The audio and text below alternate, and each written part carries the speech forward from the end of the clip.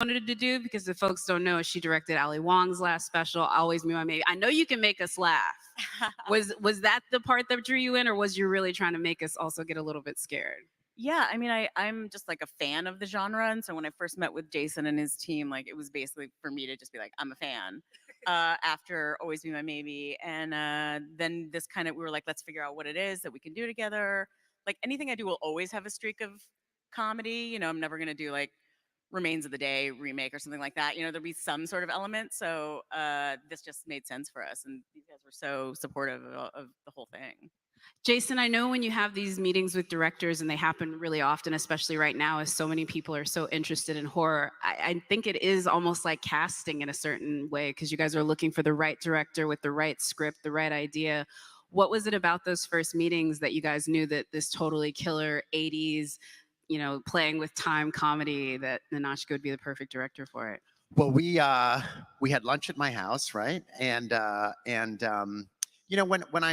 met Nanachka, or when I meet, well, you particularly had this, like, you want someone, kind of what I was talking about before. You want someone who's has a very strong voice and a vision and a point of view, and is very assertive, and you checked all those boxes many times when we met, and you gave me a lot of confidence in you. But really, I chased you. I mean, you had, if you remember, there was like two other things happening. I got this panic call. We said, we gotta get this director. So I actually was chasing you. So to be fair, Ooh, I like to be wanted like that. That would be great. wasn't that true? There was out there something with teetering, and there was two things or two Yeah, projects. there was a We had couple to, yeah. There was a couple things. Yeah, and then we had a Zoom, and you brought your 6-month-old daughter on because you were like, you can't say no to her. I used every tool at my disposal, including my children, obviously. That is a producer, ladies and gentlemen. Whatever you have in your toolbox. I will say, for, I guess, the sort of like, much as Jason had to maybe hunt you down just a little bit to get you to do it with the daughter and bribe you that way, you got a great cast in return for that. I mean, between Kieran Shipka, Julie Bowden, talk about that, because they all not only look so accurate for the time period, but they're so funny. And maybe you've seen that look, and I didn't know Kieran could be that funny. So talk about casting this film. Well, Kiernan was the first piece for sure, and she was on everybody's, like, the top of everybody's list, mine, Blumhouse, Amazon. And I'd actually worked with her briefly, like 10 years earlier when she was like 12 or something. But I did the first show I created was called Don't Trust the Bitch in Apartment 23, and she. Wait, let's give it up one more time for Don't Trust the Bee in Apartment 23. Hey, If y'all would have been watching, it wouldn't have gotten canceled. I remember that. So shame on y'all. I'm just kidding now. I mean, listen. But she did a guest spot, and there was a episode where her and James Vanderbeek were like observing each other for like a body swap movie or something. And so when I met her, I was like, "You're not going to remember," but we worked together, and she was like, "Of course I remember. Like this happened, and James said that." It's like she's such a professional, but I knew she was hilarious in that show, you know, and for that role. So I knew she had comedy uh, like chops basically, and she just like crushed it in this movie. I mean, she's playing so many levels of everything and making it look effortless. Yeah, the other thing, and I really want folks to check it out, is there's a real family heart to it as well. There's definitely really tender moments about time and what we play with. But before you get out of here, I do have to talk about what we got a glimpse of in that trailer, which is that you shot a full-on action sequence in a Gravitron. That's ambitious. I'm just going to go ahead and say that. And it was hysterical and also really scary, because those things are scary just on the side of the road. And now you made it scarier. I mean, I'm so happy you like that sequence. Like that's such an 80s ride to us too. Like it's lawless. Like there's no harness. There's no like they're like, here you go. Like have fun. We'll see you in 5 minutes. And so yeah, like, they break their collarbones. They're trying to, and it's just like the Gravitron. So I liked that for the vibe of our movie. And then that was a real Gravitron we found from some like carnies in Vancouver that we rented for like 3 days. We brought into the stage, and we just like took apart all the panels, did our lighting rig around, because obviously we can't make the Gravitron move while we're shooting, but there's little like shafts of light that you can see through the beds. So the lighting rig is making it look like it's moving. We have guys like shaking it. And then wherever the camera is not pointing, like all those panels are out. It's very long process. We have like stunt wires are up there because when they all get thrown back, it's like being pulled back, and it was like shooting in a coffin for like 3 days. So this was not you regretted this decision after it was like it In the was moment, done. I regretted every choice I'd made in life. I was like, whatever's led me here is wrong because I was like, I need to be done with this. And then afterwards, I had like a little more time, and I was like, this is great. I'm so happy. One of the other things that's so great about Totally Killer, if you can't get it from just the way they have the font on the poster to the costuming to the hair, is it really does turn up the 80s to 11, if you know that reference. If you know that reference. But I know I was so proud of that joke. It's not as good. Okay. Uh, but the best part about it is that you really feel immersed in it, but you're doing it to younger audiences. What was that? Talk about that balance of making it feel still like a kids movie, knowing that you're really harkening back to a different time, and how you guys made the look of Totally Killer. It's like a world you want to get lost in. Thank you. Yeah, it was just you have the nostalgia factor of people who like lived through the 80s the first time. But I think what's fun is that we're bringing that like Gen Z lens, like Kiernan's lens, into that world. So it's not like we're just going back and like having it be what it is. So the fact that we could comment on it, I think, makes it feel fresh and nostalgic at the same time, but certainly gives an access point for younger viewers to appreciate, hopefully.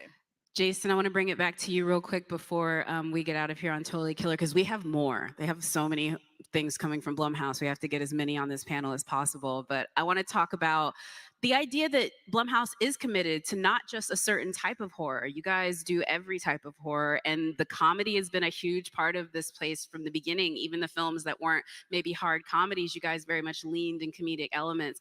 Talk about why that's so important to have those different shades of horror even within the Blumhouse house. Well, I think it's important just because it keeps it interesting. It's interesting to I think horror can take all different shapes and sizes. But as fans know, um, it's a little less applicable to this movie. But as a general rule, horror across all different types of horror, almost all of it has a lot of comedy in it. And one of the reasons for that is when you have if people start laughing, or when we start laughing, you relax. So when you're relaxed, it's easier to scare. If you're waiting for a scare, it's harder to scare you. But if you're not expecting the scare and if you're relaxed and having a good time, a scare is more effective. So comedy and horror are really cousins in many ways. They're also the two genres that people really respond to vocally in the theater. The timing of a scare, the timing of a joke is very similar. You can have the exact right lines for a scare or a joke, and if they're not cut in the right way, as you know, neither one of them work. So horror and comedy really are cousins in more ways than one. I really love that you appreciate that because, again, this is a family affair in the sense that you just recently, like we've already talked about it, this very much borrows very similar to something like Happy Death Day, but you recently got to speak to the director of that, Christopher Landon. And I love that you guys had to have a little, like a Blumhouse family moment because, again, it's very similar, but I think that's something that you can only have in a studio like this where every director is having the same sort of experience. Yeah, it was amazing to talk to Chris, and he is a legend. And those movies, Freaky and Happy Death Day, are fantastic. And just understanding like the high concept with the horror and the comedy, and like Jason said, it is so close. And the difference is like where you think the scare is coming, the rhythm of comedy, the scare can't come where you think it's going to come. So it's like where it either has to be before it or after it. So it's like that off rhythm of that versus the comedy, and nobody understands that more than Chris. I mean, he's such an amazing, talented director. So it was so fun. The interesting thing also about horror comedy, apropos of nothing, is that the reason you don't see a lot of, they're very few and far between, is because they're almost impossible to market. It's very hard to market horror comedy, which is why you don't see that many movies. But they're such fun, great movies. We love them.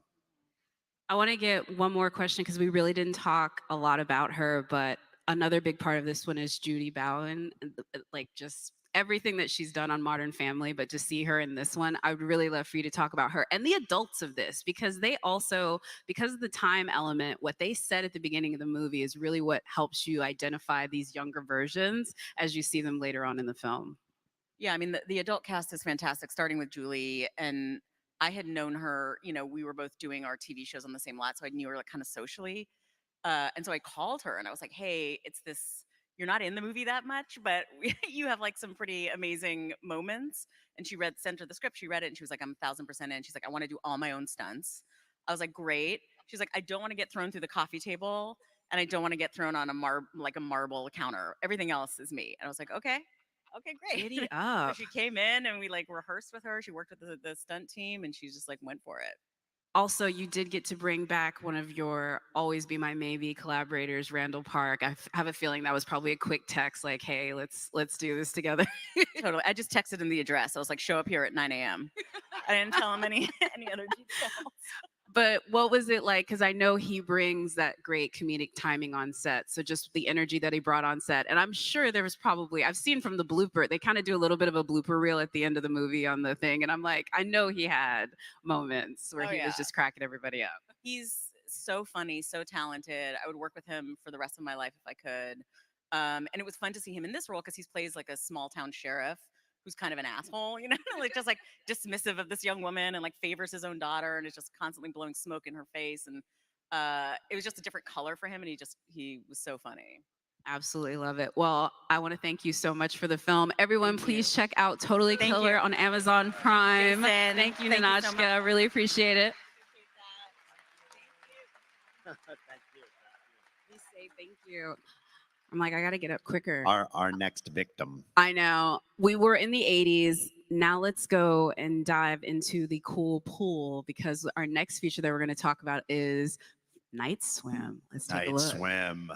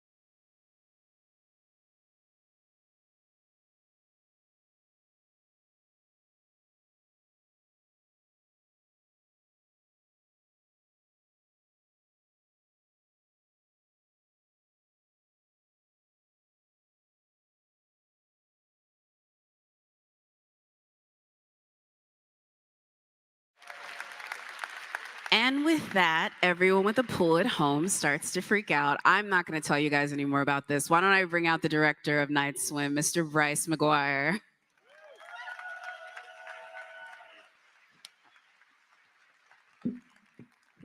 Y'all know whose voice that was at the end? Jason, do it. Do the thing.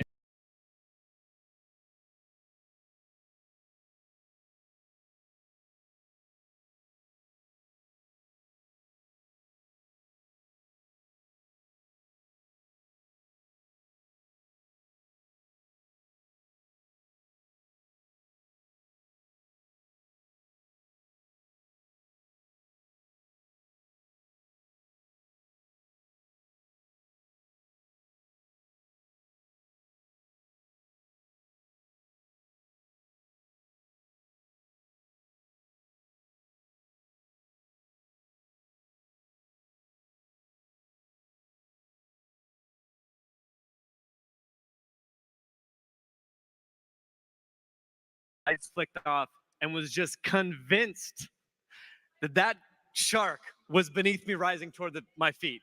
Who felt that There- way? Anyone else feel feel that. that way? I know I'm not alone. Don't make me feel crazy up here.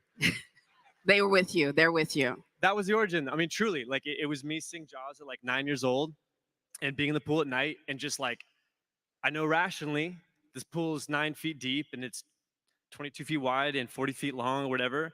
But I also know that that's not true because when that lights go off, I cannot see the ground. And if I can't see the bottom of the pool, it's not there. That's just science. That was my fear. I think it's interesting seeing this trailer out in the wild now, and even with the short film, it's based on a short.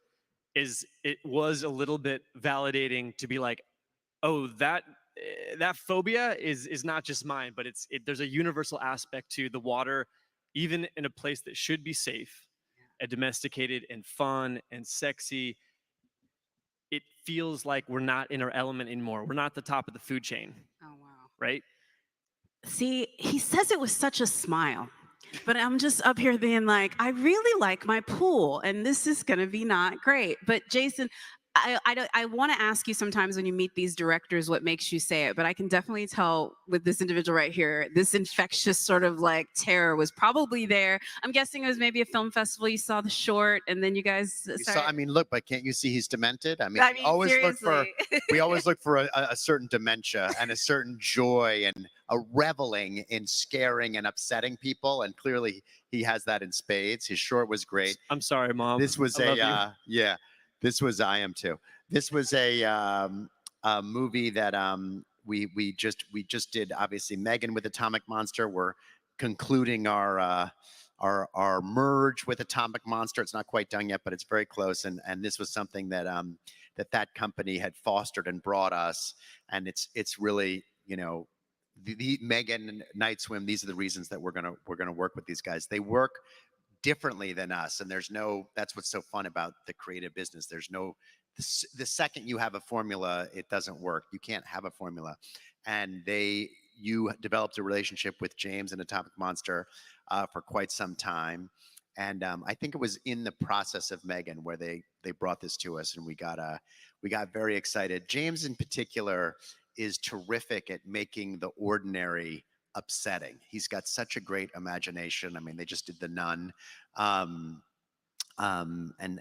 all the Conjuring universe, and a lot of the Conjuring universe actually does what Night Swim does, which is taking something that wouldn't necessarily seem scary and making it very scary and unsettling. And so, you guys, what was your experience like developing the movie with them? Yeah, I was just. Well, I mean, I can tell you, like, we made the short film quite a while ago, and I remember when I met James Wan, he said, "I saw your short. I was swimming in my pool last night. This is true." And he said, "I was doing the freestyle where you lift your head this way, you lift your head this way, you lift it this way, take a breath." He's like, "I looked up to the left, and I swear to God, I thought I saw that creature from your short standing there." So he's like, "You scared me. I have to make this movie." That's what it was. Yeah, James is actually really interesting. Every movie I've done, I don't work like this at all, but James makes movies about real life things that happen to him, usually in and around his house, that scare him. That's like what inspires him. He's a tortured soul. He's scared. He's always scared. And but he is always enlists new scared. victims like yourself to come along into his cause, like a Pied Piper. Listen, all I will say is I'm already terrified of my pool, and it's definitely adding that. But with a film like this, the tension that you created, I'm sure it was there in the short, but now you have to expand this across a feature film. Just really quickly, what can folks sort of like look forward to in that tension? Because like how are we going to get, where are we going with these pools? Where we're trying to go for it? Set the stage, if you will. Yeah, I can. I mean, I will say this. I made the short film. A lot of people saw it. A lot of people liked it and asked me, you know, what's the feature? What's the feature? And for about 2 years, I didn't have an answer for that because I think the bad version just becomes a repetitive boo in the pool movie. And I knew that I wasn't so interested in making that. Like, I knew there had to be more to it. And about 2 years after that, I had just one of those ideas that just kind of comes to you fully formed. And I was like, okay, that's a mystery That's a concept, that's a mythology, that's a mechanism that becomes more than just a game of Marco Polo that lasts for an hour and a half. There's a whole other dimension to what's going on here, which I won't speak too much about. You should go experience it. But that was really important to me, that there had to be more to the story, both on the character level and on the conceptual level, to justify it being a full meal for anyone that would go and see this movie. And I think that we very much now have that. I would say the other thing to that is looking at the pool and looking at our universal experience in the water. You know, we have these sense memories of reaching through the drain flap, or, you know, these stories we'd hear about someone getting their hair caught in the main drain and getting sucked down there and getting held beneath the pot until they drowned. There's all these kind of things like, you know, the don't run, these rules, these things that were meant to kind of protect us. And as you start to like look into your own childhood, you realize like we all shared, like Marco Polo came from that too. It's like just going into what are these universal experiences and feelings and images and ideas we have around the pool, and then how do we twist them and weaponize them to ruin the pool forever for millions of people. That's our lofty ambition with this. But it's digging deep into that location. Yeah. I think you're gonna get some mission accomplished on that one. I'm freaked out just from the trailer. I just wanted to say though, really quickly, I know you're a huge horror head. You just from what your passion talking about the short. How crazy is it, and how much do you pinch yourself that you got to produce and write and direct your first film with James Wan and Jason Blum together? Like that's kind of, one of them would have been kind of cool. I'm like, that's not fair. Well, so Jason was there on the first day of production, and I kind of gave this little speech where I basically said, 8 years ago when I made this short film, I was substitute teaching in the LAUSD school system. I had a kindergarten class that I had been teaching for about 2 months at that point. And when the short started getting sent around, so I don't take it for granted at all to end up in this position. I don't feel entitled to be here. I feel extremely grateful to be here. And I truly like what James brings, and the kind of sadistic high concept and the filmmaking approach, because he's involved. Like he's on set, he's supporting you, he's collaborating, he's pitching ideas, he's so excited. Like his creative fingerprints are all over this movie, always with respect to the role of the director. That's what's so awesome about him. He's a director, so he gets it. And then Blumhouse, I mean, just the legacy, the reputation, the trust that you've created with all these people in the room here and millions of other people around the world. Don't let us down. No, but but I did feel that responsibility. Like there's a pact here of like when you see that Blumhouse logo and you see that Atomic Monster logo, that, you know, that's the best in the business. That's the people who created the most iconic horror movies in the past 10 to 15 years, period. So I feel so lucky to be a part of that. I really do. Yeah. I love it. No, and I think we're going to be lucky to take a peek at everything that you got going on. Yes, sir. No, I was just going to say we were lucky to get to work with you, and you did such a terrific job, and I'm grateful to you. We'll be on the lookout for Night Swim from Blumhouse and Universal Pictures. Thank y'all. Go Bryce, see it in thank you theaters. so It's much. the only way to see this movie. Only in theaters. Thank you. Yes, in theaters. You know, we're here right now, and I'm glad that you mentioned the in theaters aspect of it, because you have now really set the standard to own the month of October, sir, as far as like the numbers of features and films and things that you have coming out. Woo! It's been one of the most highly anticipated things on the Fandango calendar. Oh boy. And we're going to go ahead and talk about this. I mean, really, I think you told me, you said you've been trying to make this picture for how long? It's been 8 years. 8 years. No to try matter and- what I tweet, thanks to hopefully many of you in this audience, no matter what I tweet, I could tweet about a haircut, and Five Nights at Freddy's is all that we talk about. That's all that we see. I will say that. And there were some doubters. A lot of people didn't believe it. I said in 2 years we're going to have a movie. There were some doubters, but we have a major motion picture that is Five Nights at Freddy's. Yeah. Woo! Woo! And right now, we're going to go ahead and take a moment and let you guys take a peek at the trailer. Oh boy. Five Nights at In Freddy's. case anyone hasn't seen it. Here we go.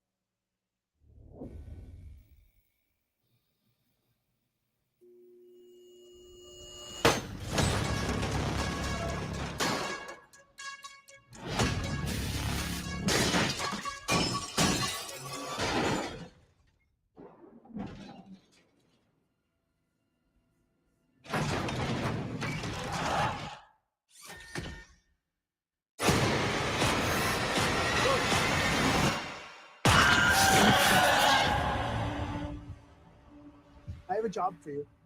Piece of cake, really. Good. It's a security gig. Hello? Welcome to Freddy's. Have you met them yet? Met who? Foxy, Bonnie, Chica, and Freddy. Back in the 80s. Some kids went missing. What is this? That's why the place shut down. The police searched Freddy's. Hey! They never found the kids. What the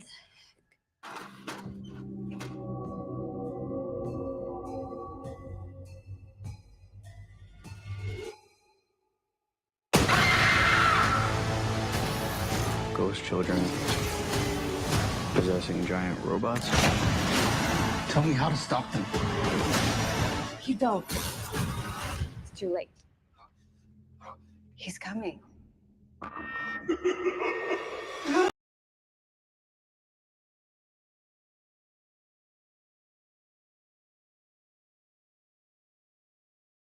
Was literally one of the fastest viewed trailers, I think, for like a Universal horror picture, and it just like lit up the internet. I think 5 million. Yeah, views. it's an amazing feeling. One of the reasons, which will be interesting to you guys, why the movie took so long is that Hollywood sometimes, not always, but I think sometimes makes the mistake when they're adapting like a super popular book or a super popular game to start out at the very beginning to make a movie that not only will satisfy the fans of the book or the game, but bring a larger audience. There's always that pressure to bring a larger audience. And one of the reasons this movie took so long to do is that as Scott and I grew to, that's how we started too. But what became clear through the development process is that the only way to pull this off was to make the movie for fans of Five Nights at Freddy's. And if anyone else came, fine, but we didn't want to try and make a movie like if you like Five Nights at Freddy's, you'll like the movie, and if you don't, you'll get introduced to what it is. Now, I'm probably they won't be happy that I'm saying this, but what Emma did so well, and what we finally figured out, is that we should make a movie that works for the fans. If anyone else comes, that's great, but not try and please them too. And that's what I think what you and Scott really succeeded at doing. And I will say, yes, congratulate, really big applause on that. I may have seen it. I may have gotten to see it. Don't be jealous. Maybe. But maybe. If maybe I got to see it, I would say that putting those little touches that people that sat late at night, either watching a Let's Play of somebody else playing Five Nights at Freddy's or people that were actually playing the game would recognize. How much of that did you come to this process with, and how much did you have to discover when you were signed on? Like, how much into the lore of Five Nights at Freddy's did you have to get into this one before you started into it? I started doing a deep dive right after my first call with Jason, and started playing the game immediately. And I was like, oh my God, like the atmosphere of this world and the nostalgia that it was like triggering for me of creepy animatronics that I had seen as a kid. I was like, this is a no-brainer for a horror film. This is a cinematic like feast. So I was super, super stoked to take it on. But in terms of your question, we were trying to pull in elements of the lore that was Scott, felt like really right for this specific film. Obviously, the lore is vast and we couldn't include everything. So having his guidance on what he really felt was gonna speak to the fans, and as you say, be a movie for the fans, was huge. But then like every department, and of course Jim Henson's Creature Shop was looking for opportunities. Yes, yes, yes. Oh, we're gonna get there. Yes. We're gonna get there.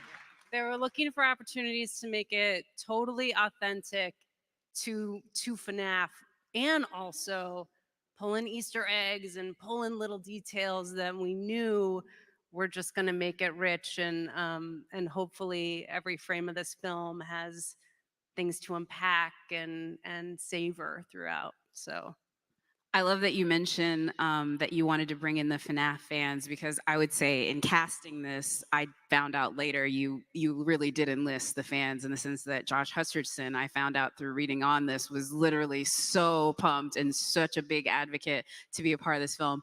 And then from what you can even see from the trailer, he gives just such a performance in this. Talk about your leading man in this one and how much he had to commit to that. Yeah, let's give it up for Josh.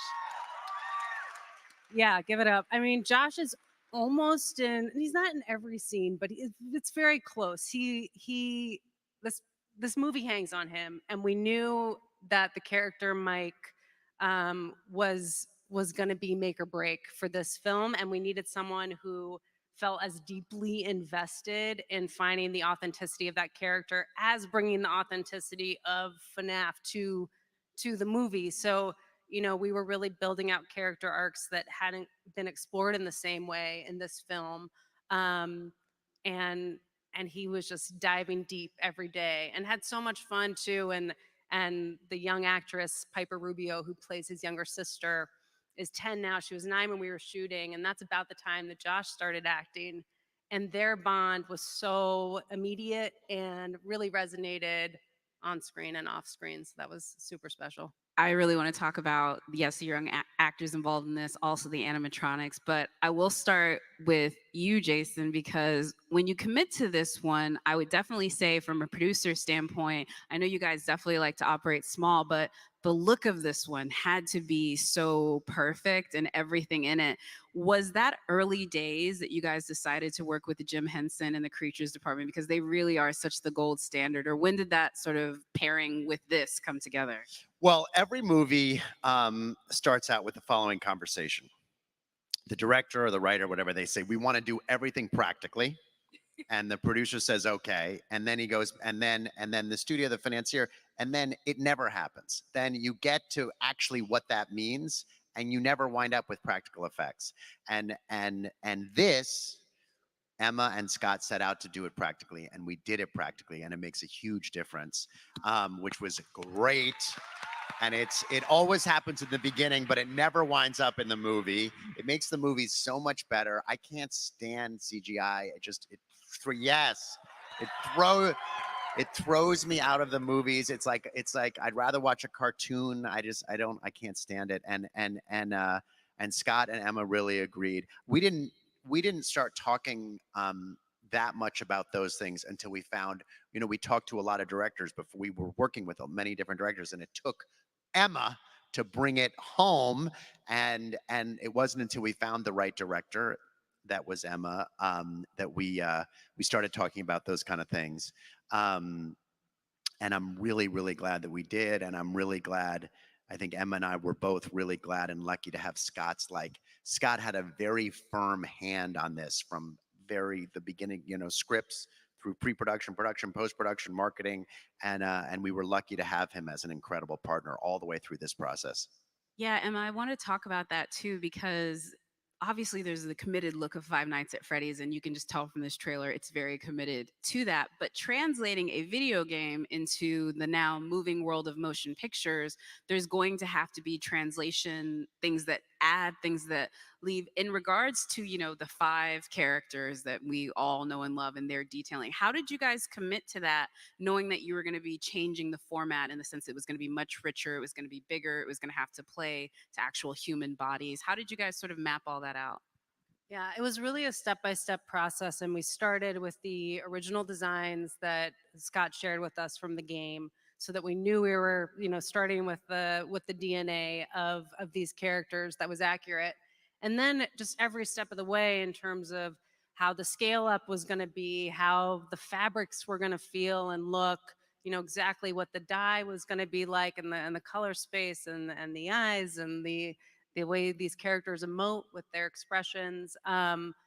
It was just every single detail was something that we did a process of trial and error, and and checked it out and beta tested it basically. And then when they were all up on their feet, it was a whole other process of rehearsal and really figuring out how best to move each animatronic for each scene and each moment. Are they in a moment where they're playing with Abby? Are they in a moment where they're, creating a jump scare? Those are very different feelings and emotions that we were trying to evoke. So the characters needed to be all these things, which of course they are in the game and among the fan base, loved and feared alike. And yeah, Jim Henson's company just nailed it. I will say Josh is not alone in this, in the sense that there are some characters that we didn't necessarily see in detail in the film, but are a very big part of the narrative, and that is Matthew Lillard and also Mary Stuart Masterson. And both of them, I just think with his sort of horror background and her sort of like very of that time frame, I felt like they were just so interesting to come into both of these. Talk a little bit about casting both of them in this, because they, I think, really help. Again, we are Five Nights at Freddy's, but it's those little bitty roles you see for just a moment that really make the movie. Totally. I mean, I was saying earlier that for me, the game really evokes so much nostalgia. And I think when we were, getting into production and talking about doing all the effects practically and building the animatronics practically, all of that was also feeling like nostalgic of a time when movies were being made a little differently as the norm. And that was so exciting just on a process level. And then casting wise, like each character, of course, we were just looking to find the best character. Certainly Matthew Lillard brings a whole iconic element and flavor to this movie that we are so lucky to have, and he felt so excited to be a part of this. I mean, that was really amazing too. His kids are fans, and I think he felt like this was as special as we felt like it was to have him. I know Josh felt that way too, and really everyone, they knew that they were stepping into something that you all were really excited about, and that was a tall order, and everyone wanted to get it right, and really make these characters feel lived in and dimensional, and a nod to the lore, but also, come to life in a whole new way. And of course, Matthew Lillard did that in spades. So I'm excited for y'all to see him. Five Nights at Freddy's is the first movie I have, besides the 6-month-old who's a little older, who I use on Zoom to get to close deals. I have an older daughter who's 8 years old, who never, doesn't really understand never understood what I did until Five Nights at Freddy's. And someone came up to her at her camp over the summer and said, they were talking about Five Nights at Freddy's, and my daughter said, my daddy produced that movie. And of course they didn't believe her. But we sort of straightened all that out, and now my daughter really feels like I have a real career, which is very exciting. So I have Scott to thank for so many things, and especially that my daughter knows I have a real job now, which is amazing. Awesome. About 300 credits on IMDb, but now you're official. Now I exist. They're all meaningless until Five Nights at Freddy's. Oh my gosh, that's great.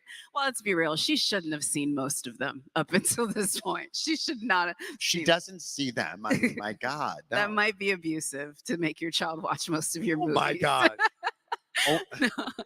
Emma, I will say as well, the great thing about this one is, you have these fans that are just going to go nuts. I will say that this is definitely a movie you want to see opening night with other horror heads, other FNAF heads, other people that are going to be obsessed with it. But I know as the director, there's some stuff that you just put in there and they're like, this is going to be. Can you give us a preview of one of those moments that folks can sort of come? Because there's things that were all like. Spoiler? Not a spoiler. More of like, hey, if you were a fan of this in the game, you might see something about this in the movie that you're excited about, or just like a little amuse-bouche of what the real Five Nights at Freddy's fans could be excited to see in this one. Well, I will say there's one FNAF character that we have not yet revealed in any of the teasers or trailers. So that's something to look forward to. So get ready. There's somebody that you don't know about. Actually, that's a great one. Yeah, if I knew. I don't know. I don't know anything. The other thing too about the Five Nights at Freddy's and with all of the things that you guys do at Blumhouse is because we're partnered with Universal Pictures, is you get to see a lot of this stuff at Universal Hollywood Horror Nights. Jason, I really do have to talk to you a little bit about that because that's such a great part of what you guys also get to do is you get to live in the experience of all of these movies. Can you talk a little bit about some of the great things that you guys have done just this past year with Halloween Horror Nights? Yeah, sure. We love to scare people in any way possible. So in Horror Nights, both in Los Angeles and in Florida, we had an amazing Exorcist maze. We had an incredible. We did a purge experience. So where they have usually it's Waterworld. We did a big purge experience. Any purge fans out there? Yeah, me too. And so when I saw this, Purge has been asleep for a while, but I saw this is not breaking news or anything like that. But when I saw it, I was kind of inspired to kind of think maybe we got to wake the Purge up again. So, I think so. I definitely think so.